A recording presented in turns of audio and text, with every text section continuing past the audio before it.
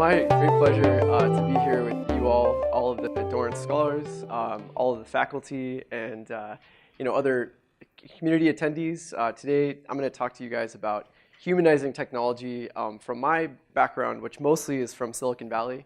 I live in New York, between San Francisco and New York now, so I was able to escape the terrible weather we have back east and come to beautiful Tucson last night. So without further ado, I will dive in here on humanizing our technology. So if I take you guys back about 60 years to 1959, there was this gentleman on the screen here, Charles Percy Snow.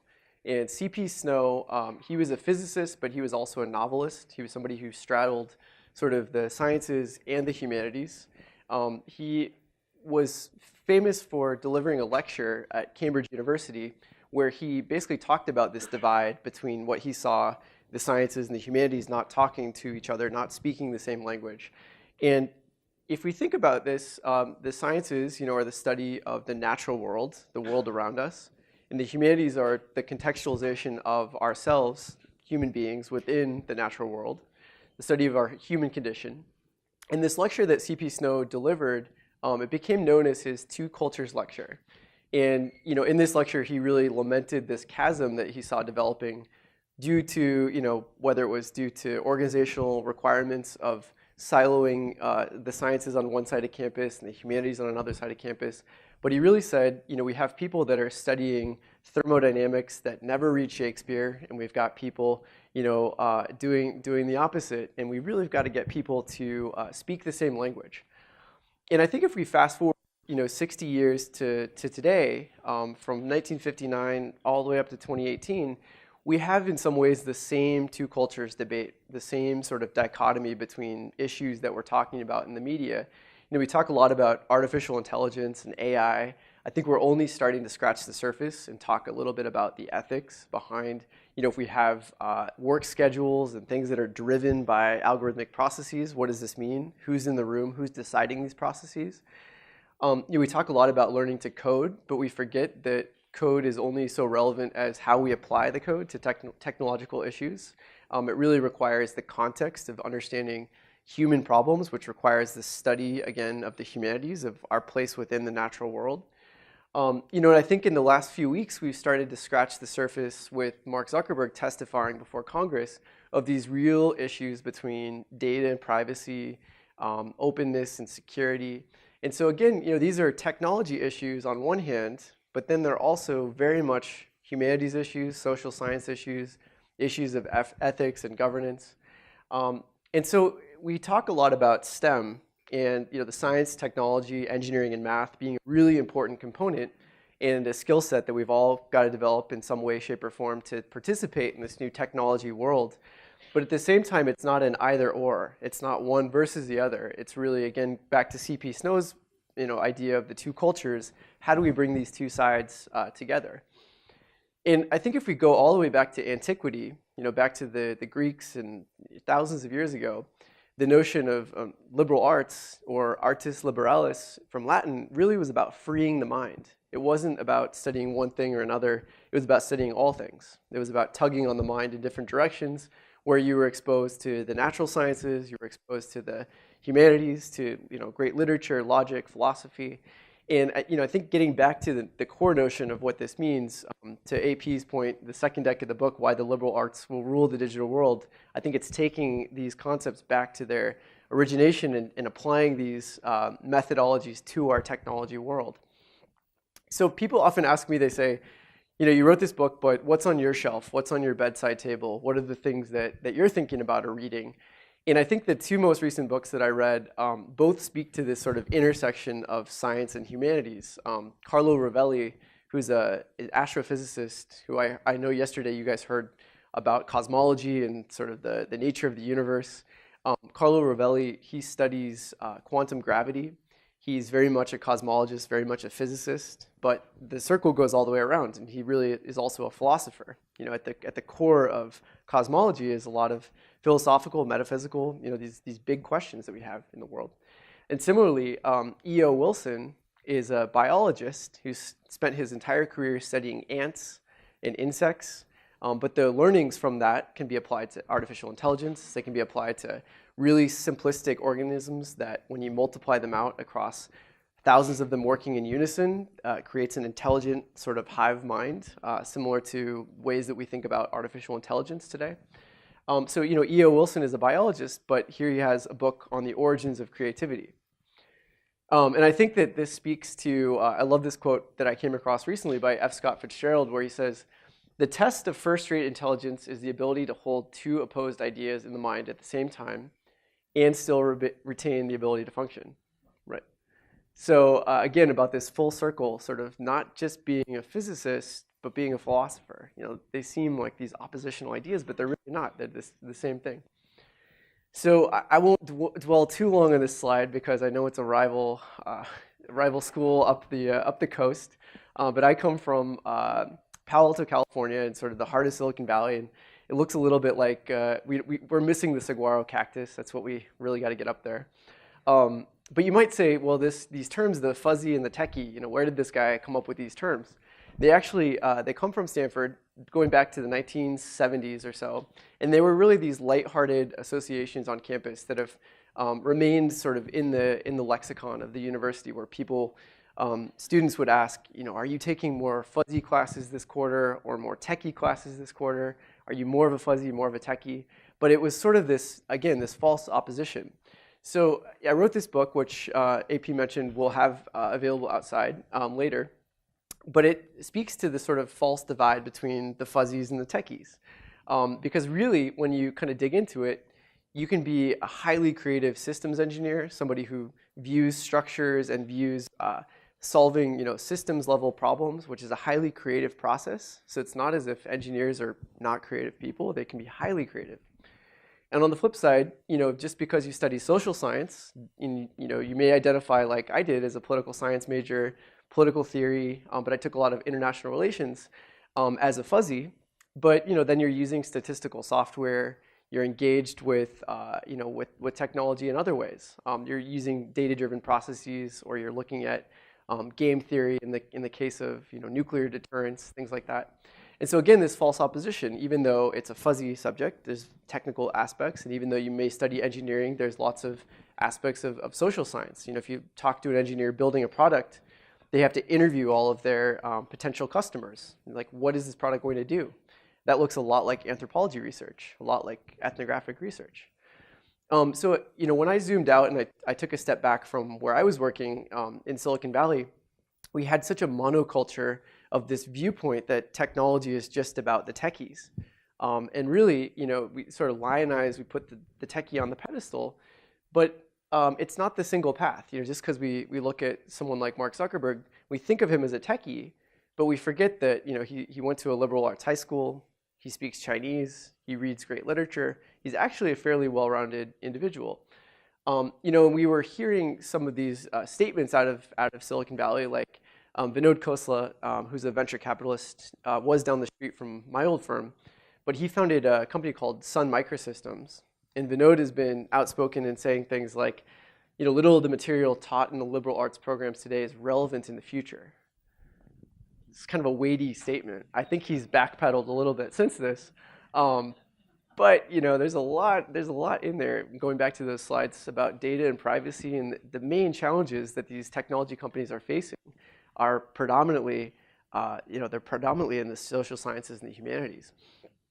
And the other thing was, I looked around Silicon Valley and I said, wait a minute, I hear Vinod Khosla saying things like, little of the liberal arts is relevant. And then you take a look at who's running every company in Silicon Valley and you say, wait a minute, they're all philosophers, they're history majors, even techie products like Reddit. Alexis Ohanian, he's a history major from University of Virginia. You look at LinkedIn, Reid Hoffman studied philosophy and linguistics. You look at YouTube, Susan Wojcicki, who runs YouTube, was a history and literature major. So just taking a look around Silicon Valley at the skill sets and the soft skills that real leaders have in these organizations made me want to write this book, sort of the counter-narrative about Silicon Valley. And then you hear people like Mark Cuban saying, I personally think that there's going to be greater demand in 10 years for liberal arts majors than there were for programming majors or maybe even engineering, which is a bold statement, but I'm going to talk a little bit today about why I think that Mark Cuban is more right than wrong. So the sort of takeaway is that technical literacy is important. It's not anti-STEM or anti-learning to engage with technology. If anything, that's my world. That's kind of where I've spent the last 10, 15 years of my career. But it's necessary, but it's not sufficient. It's all these other things we've got to round out the technical skills with. So Stuart Butterfield, who's one of the key innovators of the day, I don't know how many of you guys are familiar with the company Slack. Do you guys use that in classes and different ways of communication? So Slack is sort of a competitor to email, if you will. It's a way you can add hashtags and tagging, and attribution, and sort of keep track of conversations and different themes. But Stuart Butterfield, he actually has 2 degrees in philosophy. And he talks about the benefits of learning to really be able to communicate clearly through writing, which is something that Jeff Bezos talks a lot about. Every single meeting at Amazon begins with basically a 10-page memo that everyone sits there and reads from start to finish before they can have any opinion about whether they think it's a good idea or a bad idea. They've got to sit there and read for 10 minutes. And Stuart Butterfield talks about how the other issue is being able to follow an argument all the way down. And I think for anyone who's led a team or tried to build a product, you realize that these are gray areas. There's no black and white answer. And the methodologies that we learn in degrees like philosophy, these are things where we learn to grapple with ambiguities. We learn to sort of debate and interrogate an idea all the way to its core. And so those are the core principles that are, we don't have an A to A relationship like you can study engineering, become an engineer. But you study philosophy, you certainly have the skill set to become a product manager or a CEO. Those are definitely the skill sets that people like Stuart Butterfield have taken all the way to the top of their careers. And so the greatest challenges of technology today, I would argue, are actually these ones that I mentioned that are social, that are psychological, philosophical, and ethical. If we look at self-driving cars, autonomous vehicles, there's a lot of consensus that the technology is basically there to be able to have cars, that can stay within a lane on a highway. But the big challenges are they're legal, they're regulatory, they're dealing with mixed use environments. So for the foreseeable future, we can't possibly have all autonomous cars. We have to have some cars that are driven by you and me on the roads, making mistakes, cutting people off, changing lanes without our blinkers on. So how do you deal with that, right? Those are the real challenges of communication across cultures, communication across geographies. How do you bring that into code? How do you contextualize for what a head nod means to a Nissan car waiting at a stop sign, whether that stop sign's in Tucson or it's in New York City? These are the real challenges of how you codify into code these processes that have to deal with the ambiguities of human beings, right? So most of the people, if you talk to executives at Waymo, which is Google's self-driving car team, they'll tell you that the challenges are actually anthropological. They're not really technical. So they're really looking for people that can figure out how to ask the right questions and help train the data, train the engineers to code these things so that they can actually be effective on the streets. And if you look at somebody, Tracy Chow is a great example of somebody who studied technology. She studied electrical engineering and computer science. But since graduation, she's actually come forth and written a bunch of articles about how she wishes she had studied some of the soft skills. She wishes she had taken more philosophy classes. She actually was an early product manager at a company called Quora, which is a question and answer website. And she was also at Pinterest. And she realized that she was one of the people leading a team of engineers, but the challenges that they had when they were whiteboarding the product, when they were going out for beers late at night to try to figure out the direction of where they wanted to take the company, she realized that all of these challenges, again, were dealing with, are users going to be inherently good? Are they going to be bad? If they're bad and they abuse our terms of service, do we retroactively take down content like on YouTube, or do we have to have moderation cues? So the whole product roadmap was basically starting with a philosophy question of human nature. So they said, are people inherently good or bad? If any of you have taken Philosophy 101, this is a pretty basic question that there is no answer. We got to debate this for hours and hours, and we're going to make determinations that then get looped into product, looped into how we focus the entire company based on an origination, which is a philosophy question. And so these are the realities of all these tech companies. They're not just purely technical. And so she's become a real advocate of blending both in her own learning, studying more soft skills, more liberal arts, and also in how she composes her teams, thinking about how do we engage both philosophers and engineers working together on similar teams. Similarly, someone named Tristan Harris, I don't know if, are any of you guys familiar with Tristan's work? No? One in the back. So Tristan Harris, he was an entrepreneur in his own right. He sold a company to Google. And when he got to Google, he started looking around and he said, there are very few people at this company who are making these determinations where the products are touching the lives, not of thousands of people or millions of people, but in some cases, billions of people. And so what are the ways that we're thinking about getting the right conversations, the right questions in those rooms? Should there be more diversity in those rooms? How do we think about those big questions? And so Tristan started, he became Google's design philosopher, and then he's since left and focused on two movements. One he calls time well spent, where he thinks about technology and how we can actually make technology help us spend time in a more meaningful way as people. And then he's created something called the Center for Humane Technology. So again, sort of bringing these philosophers and engineers together, just like what Tracy's advocating for. And Tristan, his main observation was he went back to what the personal computer was created for. And Steve Jobs has this famous quote where he says, personal computer should be a bicycle for the mind. It should be something that enables us to learn and to connect with other people. It should be something that takes us on a journey. And Tristan's observation was that it's changed and it's really become more of a slot machine in our pockets, where you go to Vegas and you pull a one-armed bandit, that you pull the lever on the side and it takes your money. And many of us pull our phones out of our pocket and we the one-finger bandit, where you start scrolling and scrolling, and 15 minutes goes by and you say, gosh, where did that time go? Oh, I guess I was looking at Instagram. And in many ways, that's sort of the same dynamics as what a slot machine has. So you have variable reward structures where, for Twitter, for example, if you open your Twitter app and you wait that 1 second before the red dot appears that says somebody retweeted your tweet or something like that, you think that just arbitrarily turns red at a certain time. No, it's been A/B tested hundreds of times to figure out the sweet spot of the variable reward that leads to the highest engagement. And so these are the realities of the technology. In many ways, Tristan's observation was it's become addictive by design. And anyone who's watched Netflix, like I have, and stayed up all night watching Stranger Things, you'll know that countdown, that's the 3, 2, 1, the next episode is about to begin, it keeps you hooked.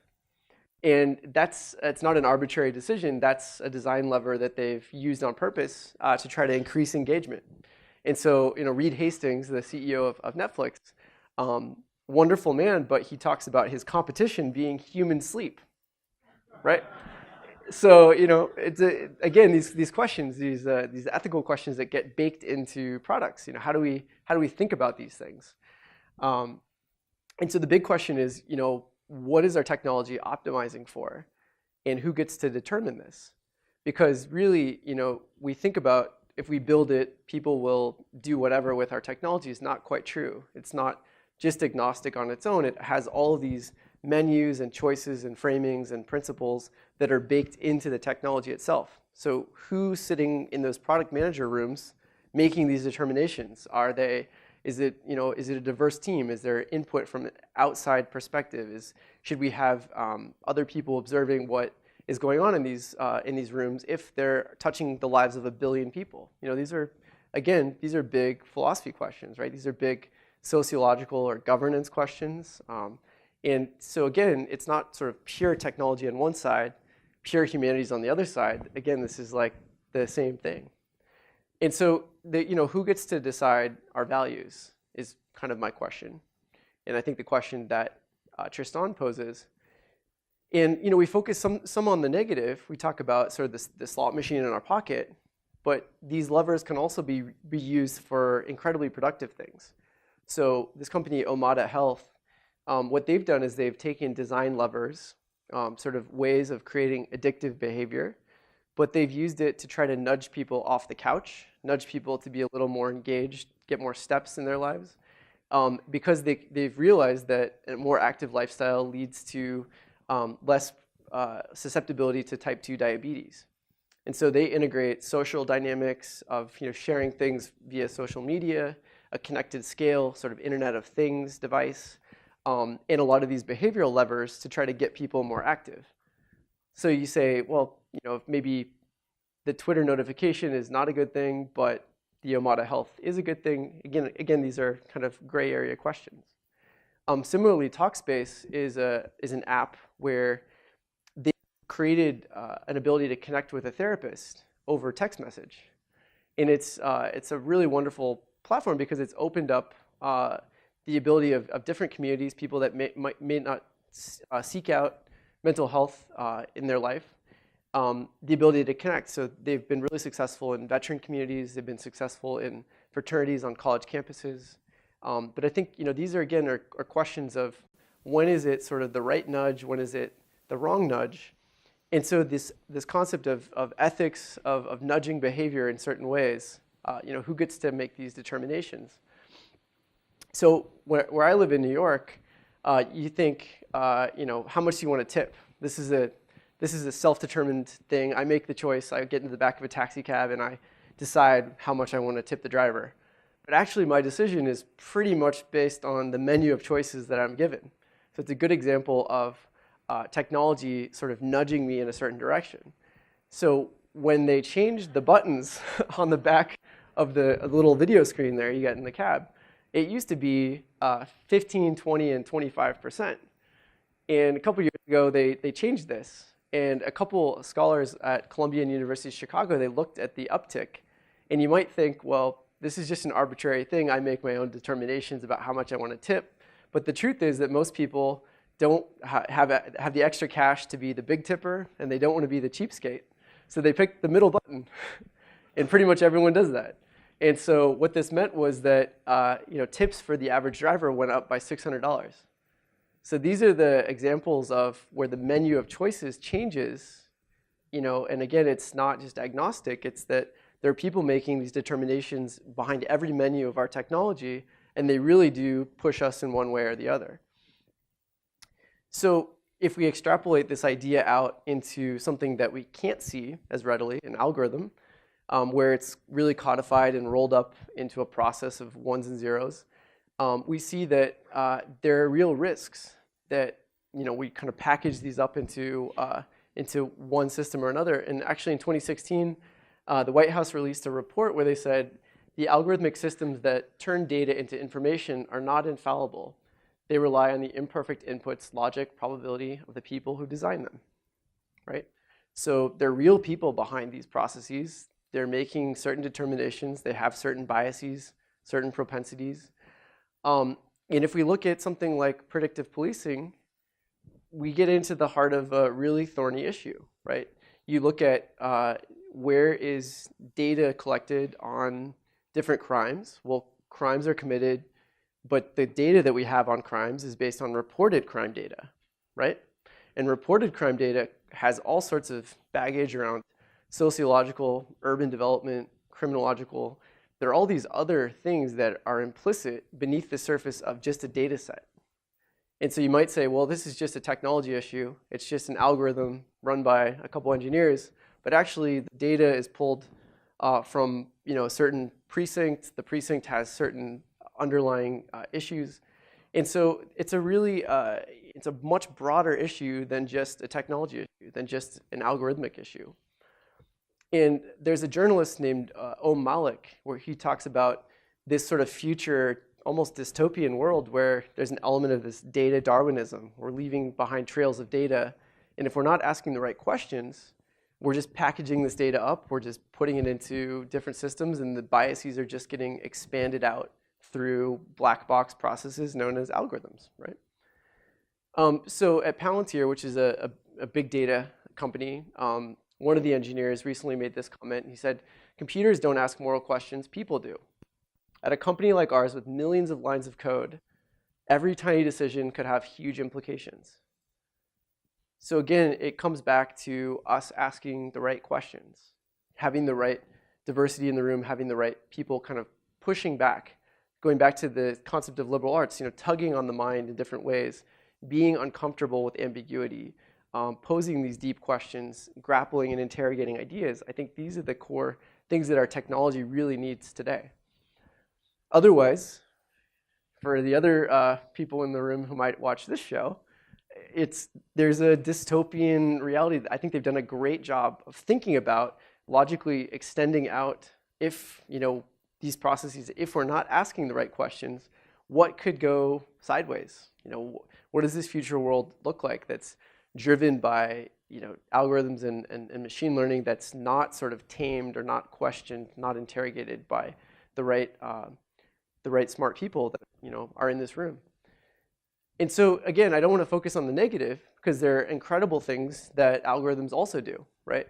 So Katrina Lake, she was actually a classmate of mine, and she's now the CEO of a company called Stitch Fix. And anyone in the room knows Stitch Fix. It's basically Netflix for your closet. So Stitch Fix is a machine learning company, and it's a way to go shopping, but there's no shopping cart, there's no buy button. All you do is you go to a site and you answer a bunch of questions, and they take off the basis of those questions, they extrapolate out your preferences, and then they start serving you clothes in a box that comes to your house. And so Katrina, she was not a technologist.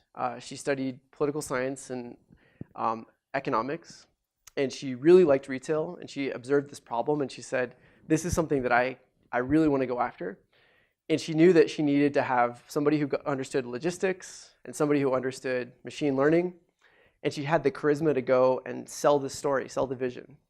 So she didn't have the technical ability to build the machine learning algorithms, but she did have the ability to sell this vision. And so she found a guy named Eric Colson who built the algorithms for Netflix.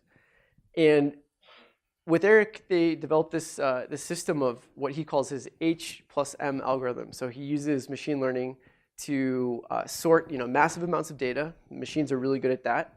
But then serve that to human stylists that do the last mile delivery and actually engage with the clients. And what's interesting is we have this ability, or with this perspective where we talk about, machine learning company is going to eliminate jobs.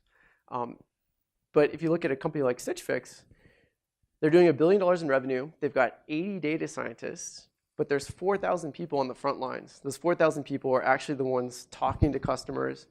They receive a sort of a select list driven by machine learning, but then they take that and they say, well, you're based in Charleston, South Carolina, and you've got a wedding this weekend. I think you're going to like this versus that. So they're doing all of the last mile customization. And I think this notion, not just of pure AI, but of using machine learning to mitigate bias, using machine learning to sort of help supplement the human, these are the ways that when we talk about some of these new technologies, these are the ways that they're kind of hitting the pavement in real life. And so in many ways, we talk a lot about artificial intelligence, but going back to the 1950s, there was a debate between two different scholars at MIT, Marvin Minsky and J.C.R. Licklider. And they had this debate about whether or not it was going to be AI or it was going to be intelligence amplification or intelligence augmentation. And I think in many ways, what we see today is more IA than it is AI. Similarly, Fei-Fei Li, she's actually on the back of the book. In Fei-Fei, she runs all of AI and machine learning at Google Cloud, which is sort of Google's Amazon Web Services. And she says, I often tell my students not to be misled by the name artificial intelligence. There's nothing artificial about it.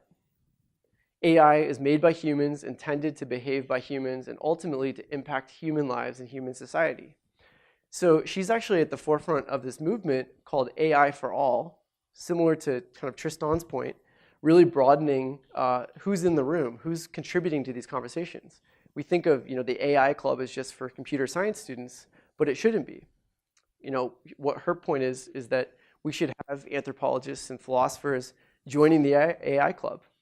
People that are contributing to these conversations because they're deeply human conversations. So, we get into this idea of not just what we're building, not just how we build it in the engineering department, but why we build things, right?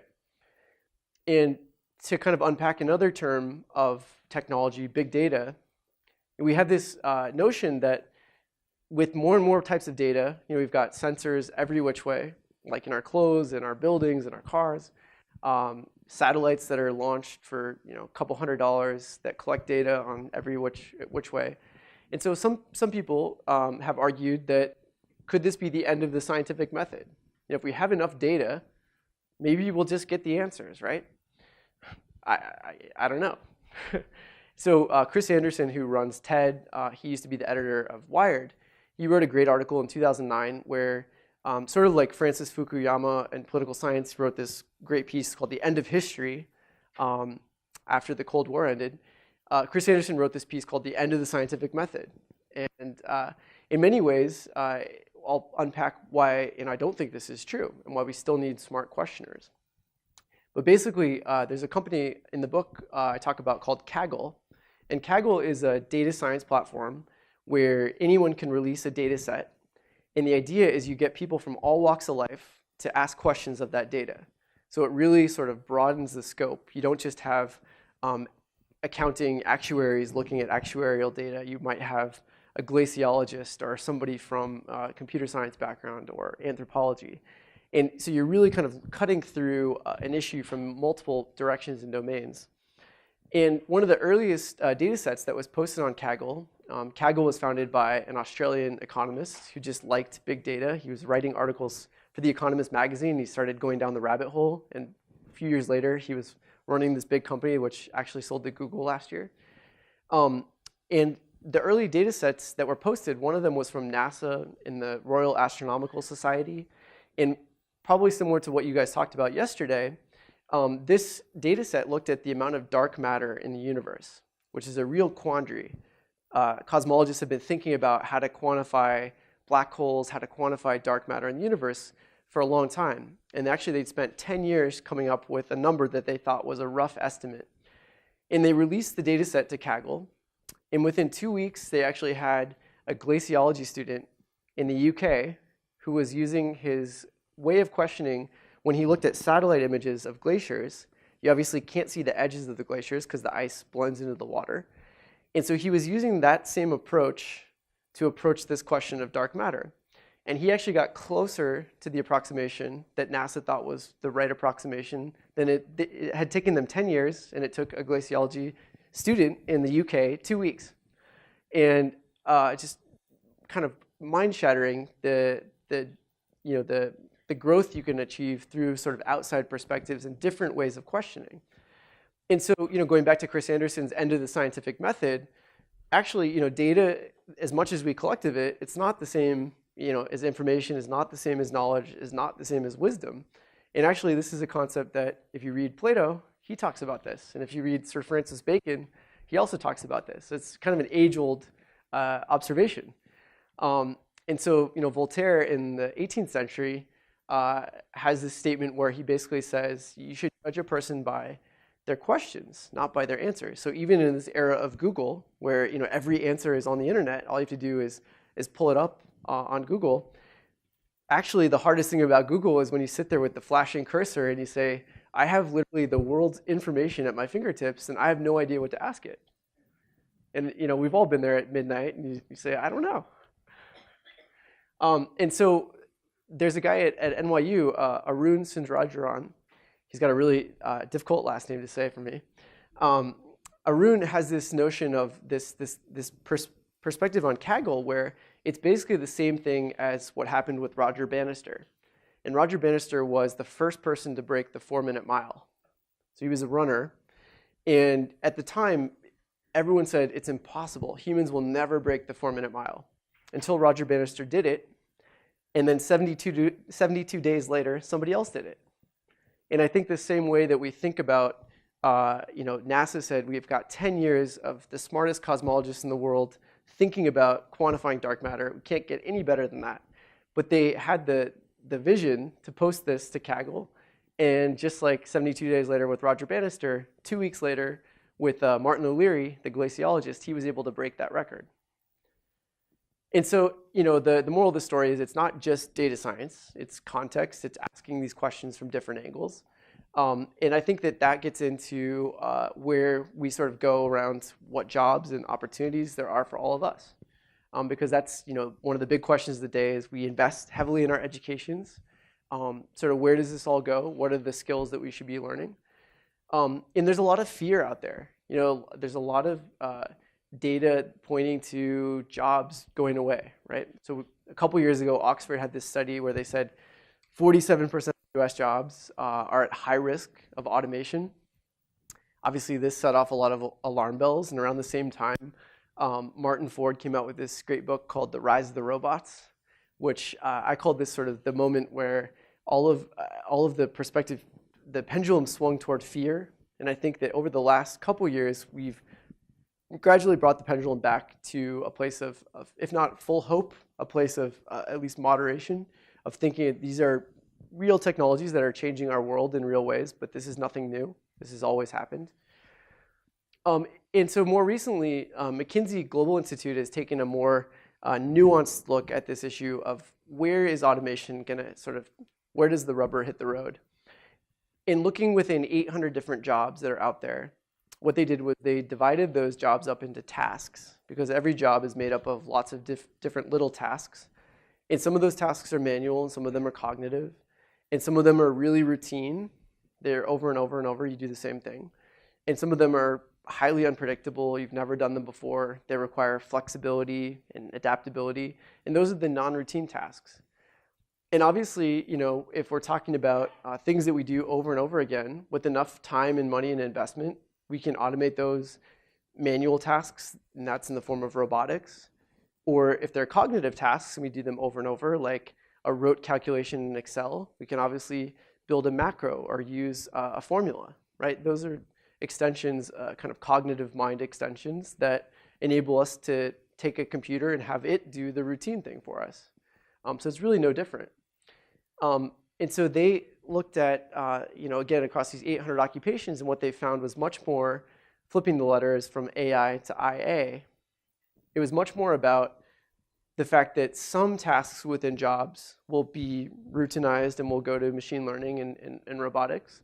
But really, it's about 30% of the tasks within about 60% of the jobs that they looked at.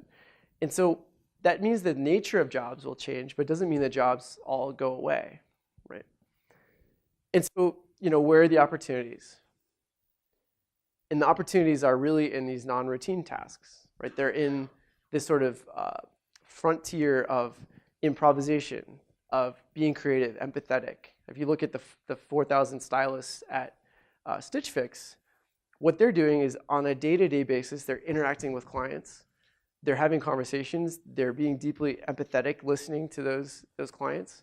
They're collaborating with machines and with machine learning that's sorting these massive lists of characteristics of the specific millimeter width of a lapel and very detailed things that people don't really care to deal with, right? And so the jobs of the future, I would argue, I think are about asking these right questions. They're about sort of interrogating ideas deeply. They're about training machines and training data. One of the things we often overlook when we talk about things like machine learning is that it's predominantly based on training data sets, which have to be pulled and codified and classified, and taxonomies have to be developed, questions have to be asked in order to just have the data to begin with to start doing the machine learning. So we sort of jump to conclusions, but we forget that there's a very, very human process in the beginning of that.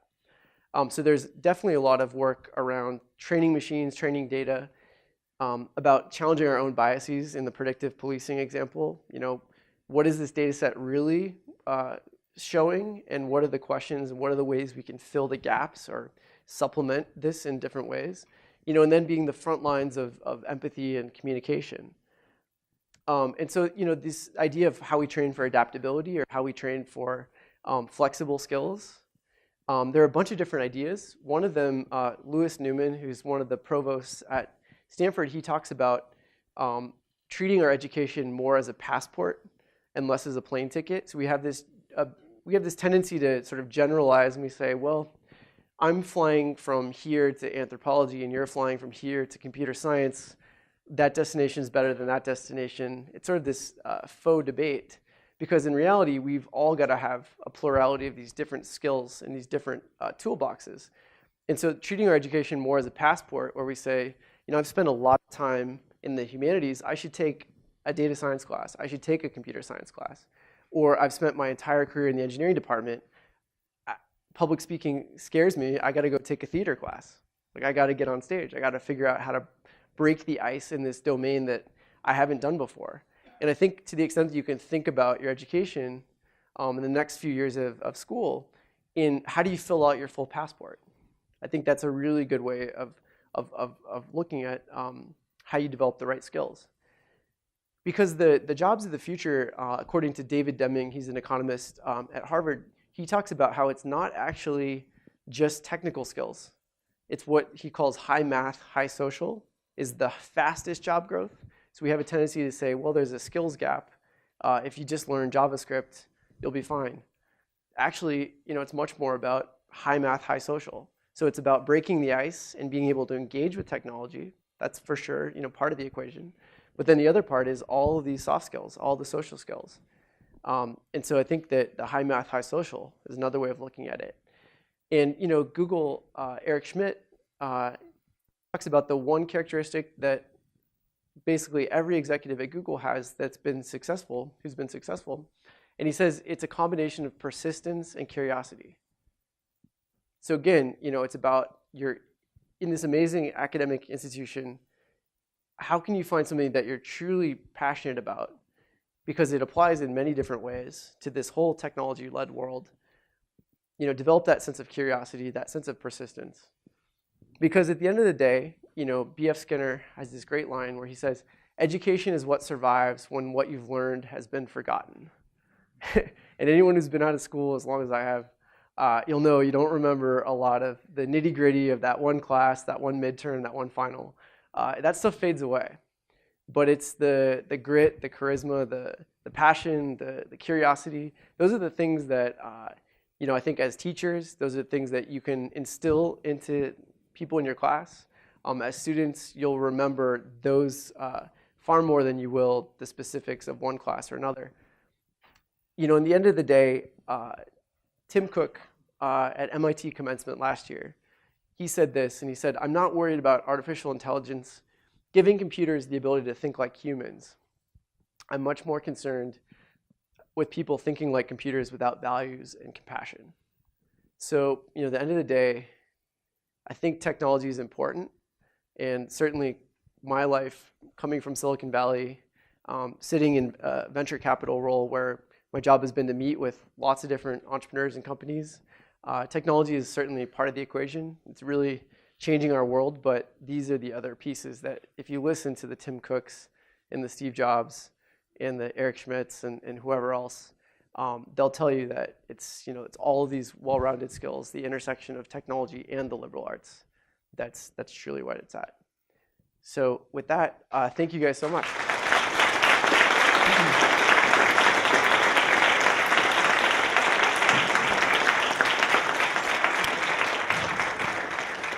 Time for questions. Hi. Hi.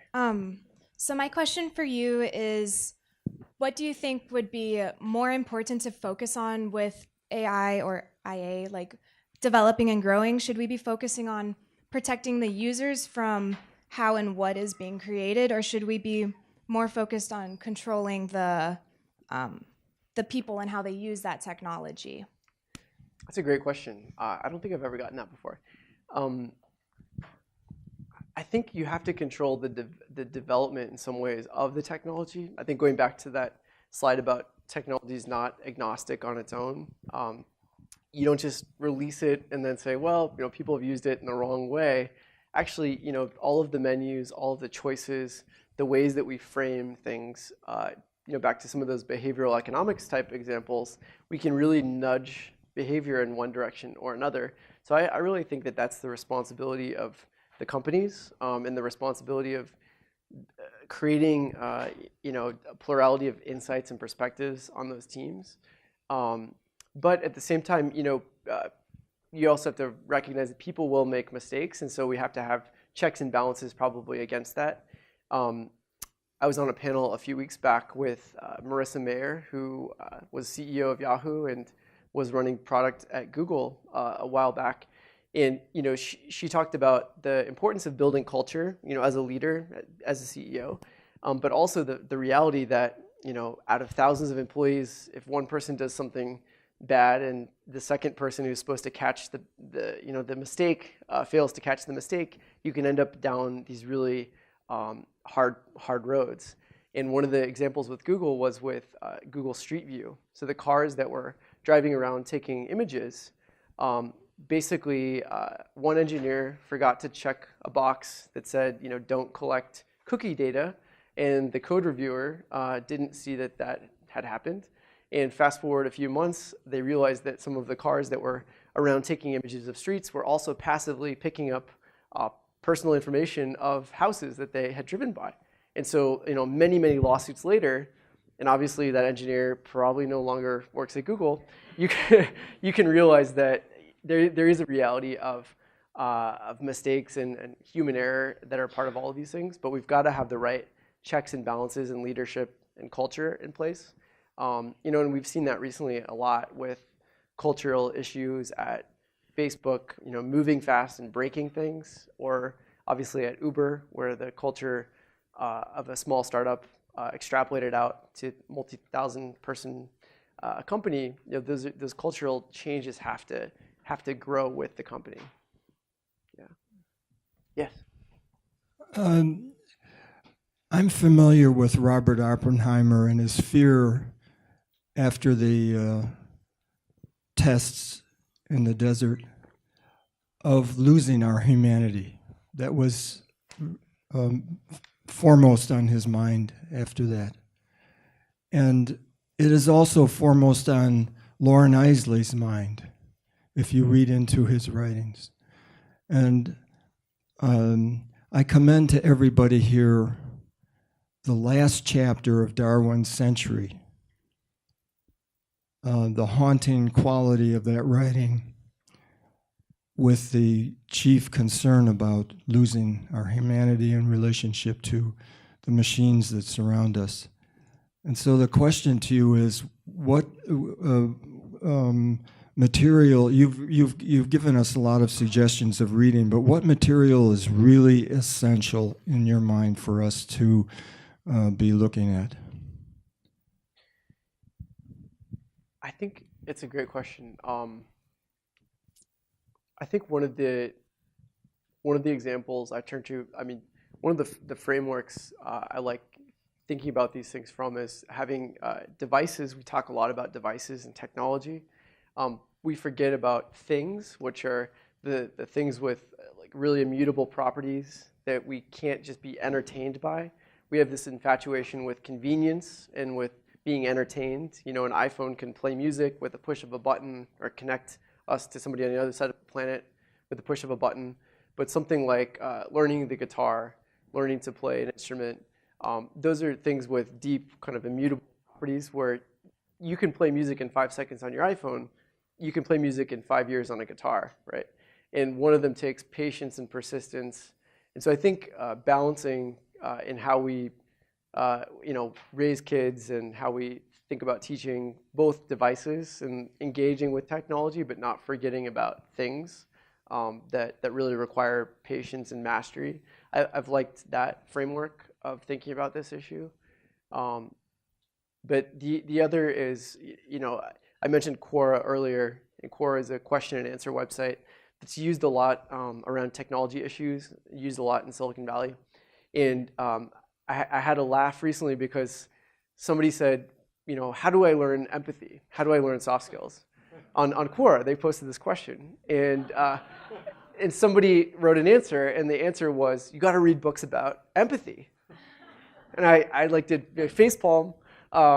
That's not how you learn about empathy. You got to travel the world, read some literature from 200 years ago, put yourself into another culture, get in the back of a taxi and talk to people. get to know other people from different walks of life. And that's how you can sort of engage with humanity. And I think sometimes we have this very linear, very tech-centric approach to problem solving because we're so focused looking down at our smartphones and not looking up at the world. But these are very real questions that I don't have good answers to. But I think posing the question is the right first step.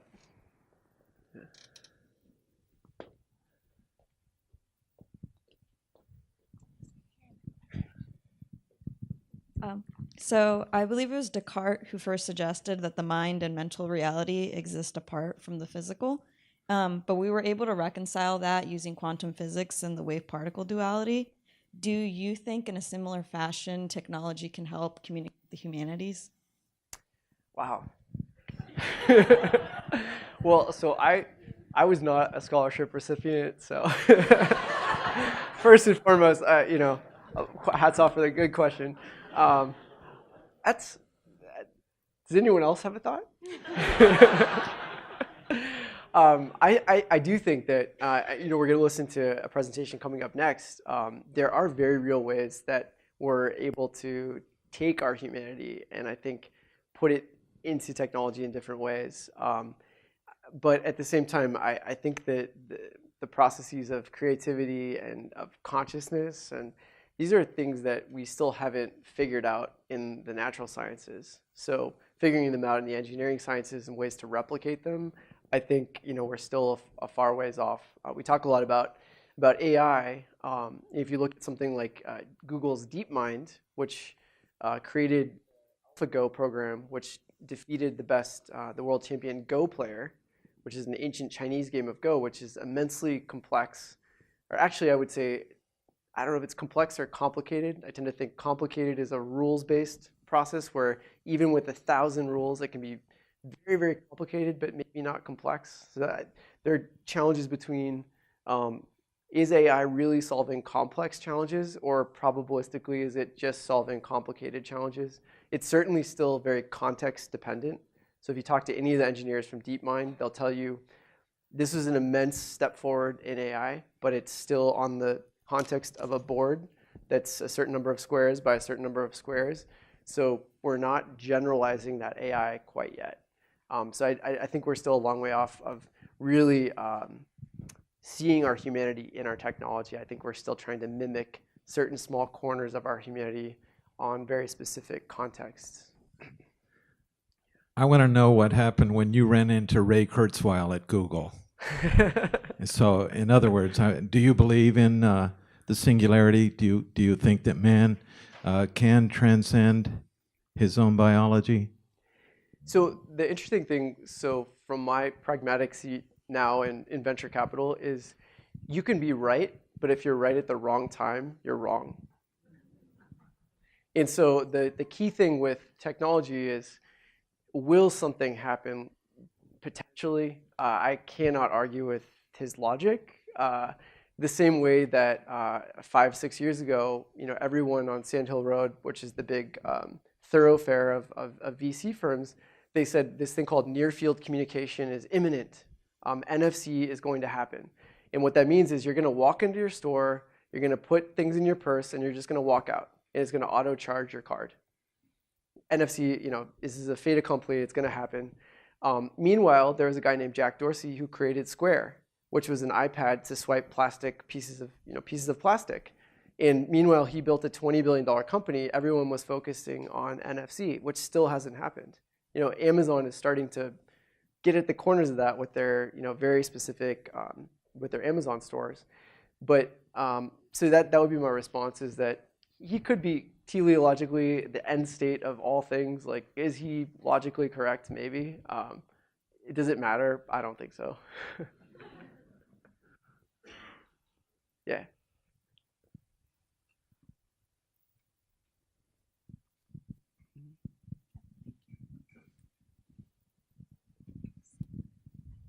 Hi, thanks for your talk. I like how you talked about high tech skills and high social skills are kind of the way of the future for careers and professions.